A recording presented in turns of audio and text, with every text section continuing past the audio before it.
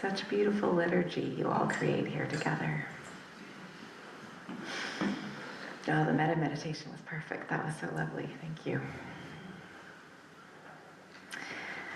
So this is the homily part. A gift economy. I'm in an online book group hosted by Sartlip Nation members Carl Olson and his son Adam Olson, who is a former MLA. Recently we read this book. Did the audio went out? Yes, the sound went out because a cord was maybe... Oh, because there's magic happening on Dick's phone. Okay. Thanks. Control sound. Awesome, thank you. Wow, from your phone, that's amazing. Okay. So recently we read this book, The Serviceberry, Abundance and Reciprocity in the Natural World by Wall Kimmerer, whom you may recognize as the author of Braiding Sweetgrass. In it, Kimmerer talks about the idea of a gift economy. It's a common concept in anthropology, but it was totally new to me.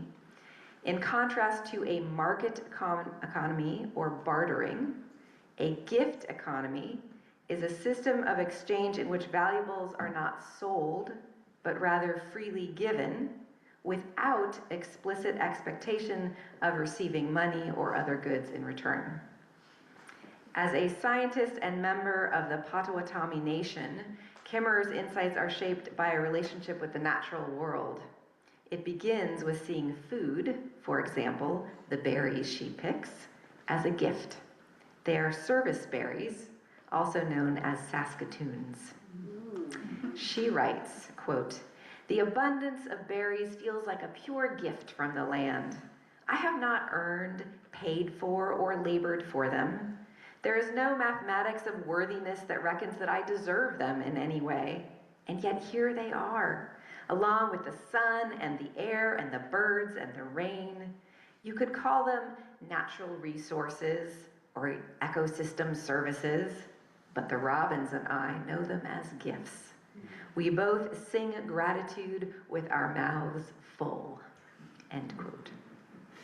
Perhaps you have experienced something like this. You receive something as unearned gift, like those delicious berries, and your natural instinctive response is gratitude. That gratitude evokes in you an impulse to share the bounty. Maybe you make muffins with the berries and give some muffins to a friend. Then your friend feels gratitude and perhaps feels inspired to pay it forward in some other kindness to someone else. Consider the gratitude feeling that you have when you receive and that impulse to give in response. Both of those feelings weave connections, weave relationships. There's also a sense of responsibility and an ethic of care that is deepened by this gift and gratitude dynamic. That is how the gift economy works.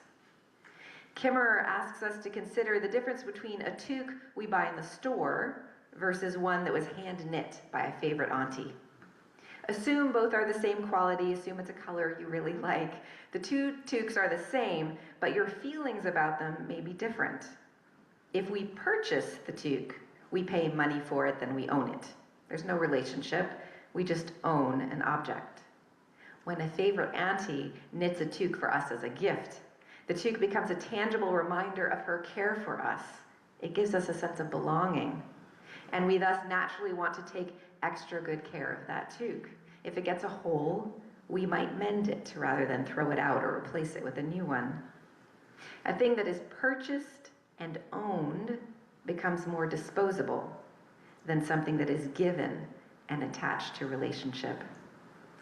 Consider two disparate views of a wooden chair. We could see it as commodity, something to buy, own, and dispose, or we could see it as a gift from the trees. Kimmerer wonders if we saw Earth's bounty as gifts rather than commodity, might we feel a deepened relationship with the earth and be more inclined to care for both the earth and its gifts. Kimmerer says that systems of gift economy in many indigenous cultures strengthen the bonds of community and their ethic of care. She writes about a linguist who is learning from a hunter-gatherer community in the Brazilian rainforest. A hunter had taken down a large animal. Instead of smoking or drying the excess meat for himself so he could live off of it for months to come, the hunter hosted a big feast, feeding everyone in the community with not a scrap left over. The linguist thought this was a bit foolhardy, given the uncertainty of their food supply, and asked why the hunter didn't store the meat for himself later. The hunter replied, "Store my meat? I store my meat in the belly of my brother." Kimmerer writes, "When the natural world is understood as a gift instead of private property, there are ethical constraints on the accumulation of abundance, which is not yours to own. Gifts are not meant to be hoarded and thus made scarce for others, but given away, which generates sufficiency for all." End quote. She explains the axioms of rational self-interest change because the self has expanded to include something of the other. If the community is flourishing, then all within it will partake of the same abundance. End quote. I've heard Carl Olsen speak of such traditions in Wasanich lands as well. He says it was customary that when a person brought in a big catch of fish, they would then pass off parcels of fish to the kids, asking them to go run it over to this auntie or that cousin. Carl says they were especially attentive to providing for those who were unable to fish for themselves. I'd heard before that here on the West Coast, potlatches are a gift-giving ceremony to mark a significant event, at which hosts give away lavish gifts to all who attend. But I did not until recently understand that potlatches were an essential gift economy mechanism that kept the resources flowing to everyone in the community. Kimmerer says in a gift economy, wealth is understood as having enough to share. In fact, status is determined not by how much one accumulates, but by how much one gives away. A gift economy nurtures community bonds that enhance mutual well-being. The economic unit is we rather than I, as all flourishing is mutual." End quote. She notes that the ritualized redistribution of wealth of the potlatch was seen by colonizers as a threat to the civilized values of accumulation, as something that undermined the colonizers' notion of individual property. I knew that the immoral government ban on potlatches was an attack on Indigenous culture. I did not realize that it was also an attack on Indigenous economic structure, an attack on the way in which they provided for their people.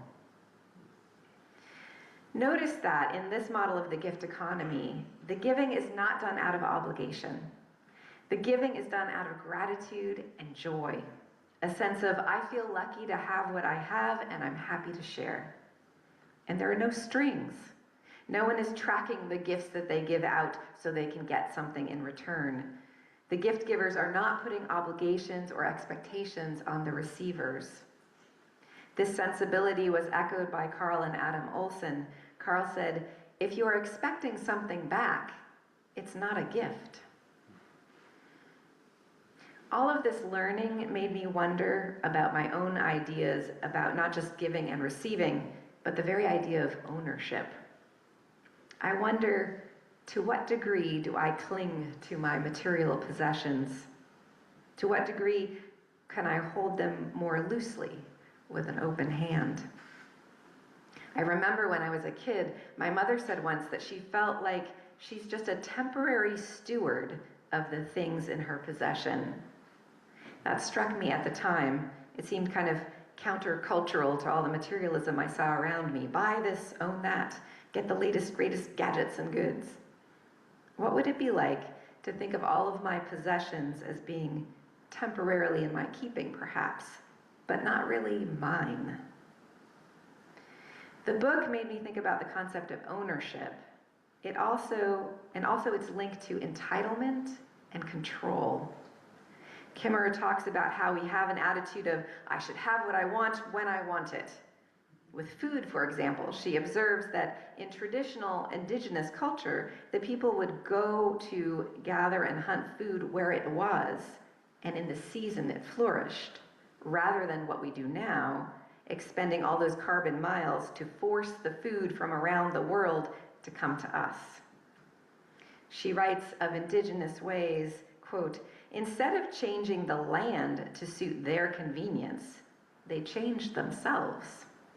She continues, eating with the seasons is a way of honoring abundance by going to meet it when and where it arrives, taking what has been given to us, each in its own time, end quote. Of course, you don't have to be a hunter-gatherer to follow these principles.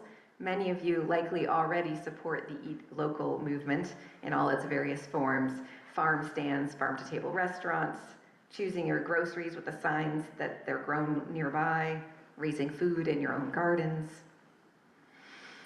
You can pair your eating local with the practice of gratitude. Kimmerer notes that practicing gratitude cultivates a sense of abundance. She says, eco-psychologists have shown that the practice of gratitude puts brakes on hyperconsumption. She expounds, enumerating the gifts you've received creates a sense of abundance, the knowing that you already have what you need.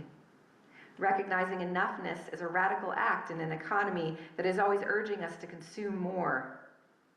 Data tell the story that there are enough food calories on the planet for all 8 billion of us to be nurtured. And yet, people are starving. Imagine the outcome if we each took only enough rather than more than our share. The wealth and security we seem to crave could be met by sharing what we have, end quote. As I was reading this book, a part of me was wondering, the gift economy is all well and good in small communities in which everyone knows one another, but is it really possible in larger groups, big cities, where we walk around anonymously, totally disconnected from each other? Kimmerer gives us some hope as the book progresses. She says that, in fact, little instances of gift economies can grow up alongside and serve to counterbalance market economies and capitalism. Perhaps you love reading novels and regularly lend your novels to various friends and acquaintances. People have scaled up that impulse to share books with the little free libraries you see scattered around in neighborhoods, gifts freely shared with strangers. And somehow it builds a sense of connection and goodwill between people who have likely never met. This summer, I even saw, hang on, you'll see it too in a minute, a similar thing for dogs. A dog stick library at the perfect height for dogs on a stroll. So thoughtful. To some extent, the city library is an example of an even more scaled up version of that impulse to share books. We share our resources through taxes to make books and much more available to everyone at no cost. Kimmerer points out that some social democracies, like in Scandinavia, invest in and supply their people with all sorts of services for the common good, healthcare, education, and so on. She notes that these countries have a higher rate of taxation, but they also have a higher happiness index. Every little bit, every little experiment in a gift economy helps. Kimmerer talks about relatives of hers who lived in an urban neighborhood where curmudgeonly sorts were frequently yelling at kids to stay off my lawn. Her relatives decided to replant their own front yard with berries and flowers and put up signs inviting kids to come and eat the berries and pick a bouquet of flowers to take home to their families. Even the smallest gesture toward this ethic of sharing can open hearts. Remember when we used to use pennies, and shops would sometimes have those take a penny, leave a penny bowls? My friend saw this in a bookstore the other day. Little free leaf basket. Take one or leave one. A small gesture, but heartwarming, inspires that ethic of sharing. Our gift exchange today is aimed at giving us a small way to practice this ethic of giving and sharing. This kind of reciprocal giving and sharing can emerge spontaneously as well. One of the members of the congregation I serve, Kelly Shacker, told this story about something that happened to her. Kelly wrote, "One afternoon, there was a knock on the door. Expecting it to be a charity fundraiser, I opened the door to a woman in a hijab and a Colorado sweater. I attended undergrad at University of Colorado, so I asked if she had been there. She had not, but she proceeded to, with the help of Google Translates, ask if she could use the grape leaves from the vines in my garden. I don't use the grape leaves for anything, so why not share them? I joined her outside at sunset with a few sets of scissors, eating the last of the grapes together, golden hour lighting us perfectly as we spoke about food, place, and what a garden can be. Her mom was around the corner and joined us to snip the leaves. I asked where they were from, Iraq, and I asked if they knew about the Intercultural Center in Victoria. They did. I told them I'd volunteered there on and off for years and that it's a special place. I told them that my uncle was in Iraq training Iraqi firefighters with a UN mission several years ago. They wanted to make Iraqi-style dolma, a mixture of rice, citrus, and spices wrapped in grape leaves. The young woman invited me to a restaurant where she works in the kitchen. There's some things you cannot buy: community, grape leaves.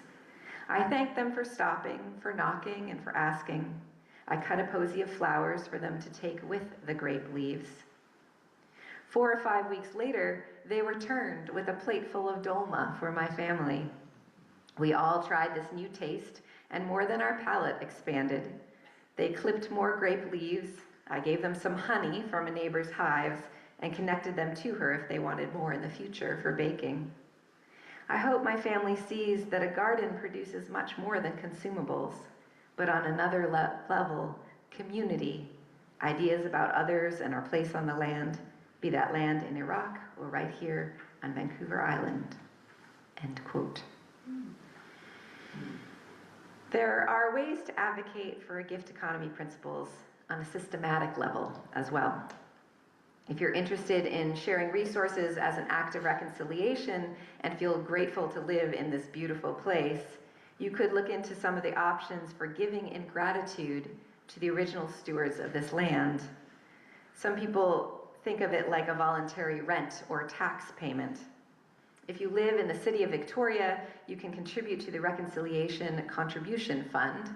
I learned about this through Karen Christie, who's a member of both of our congregations. She says the city of Victoria sends out information about the Reconciliation Fund with property tax bills. Shauna and I live in Saanich, so we give to Reciprocity Trusts, which is this other organization. With Saanich Land Trust Society is another option for those who live further north. Speaking of the Indigenous land on which we live, I've been thinking a lot about the recent BC Supreme Court ruling on Cowichan land rights. I was sad to hear about the fear-mongering perpetrated by that mayor in Richmond. He gave private homeowners the false impression that their property was under threat. The Cowichan have no intention of bothering private homeowners, nor does the court ruling take away the property of private homeowners. The ruling just affirms something that already existed: Indigenous land rights, which were codified long ago in the Royal Proclamation of 1763. The recent court ruling affirms that it is the government that has been in violation of those rights, having sold and taken land that was not theirs to sell or take. And therefore, the court calls on the government to make things right through negotiations with the Cowichan people. This kind of negotiation has been done successfully with a number of other Indigenous land claim cases. There are several options that can move forward to resolution, among them fair compensation, land swaps, co-management agreements, none of which would disturb private homeowners. It just takes time to work out the details. As one article said, that's what reconciliation looks like in practice. not panic, misinformation, or political spin, but the steady work of negotiation, restitution, and structural repair. It seems to me that the colonialist mindset, with its concept of individual ownership of pieces of earth, lacks imagination.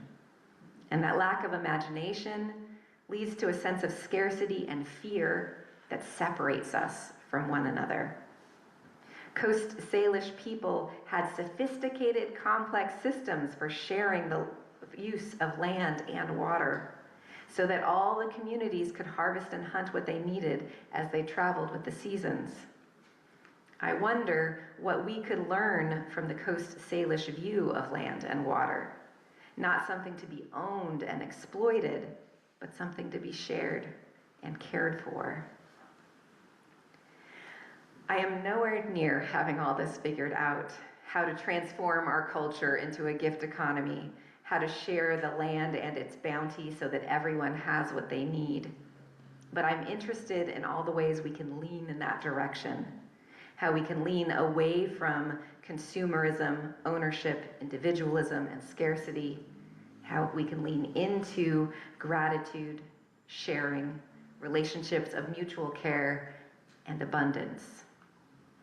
I am glad to be in your good company as we continue to figure out how to build that path together.